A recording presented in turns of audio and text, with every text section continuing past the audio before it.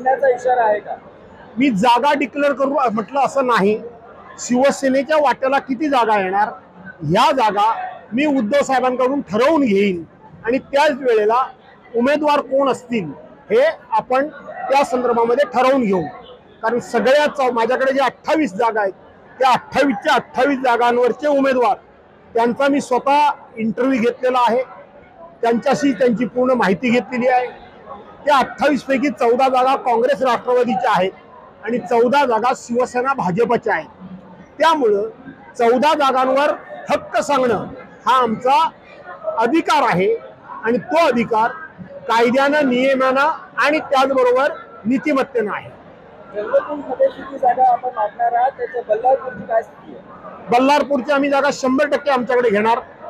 चंद्रपूर शहर आपण मागतो आहोत। भद्रावती वरोरा इथे जरी काँग्रेसचा आमदार असला तरी रामटेकला आमचा निवडून आलेल्या खासदारची आम्ही जागा त्यांना दिलेली आहे आणि म्हणून तिथेही त्यांनी आमच्या मागणीचा विचार करावा। अशा 3 जागांवर आपण मागणी करणार आहोत।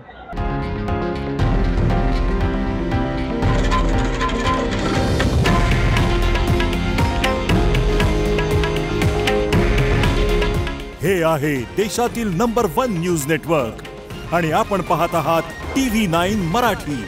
काळजी तुमची, हित महाराष्ट्राचं।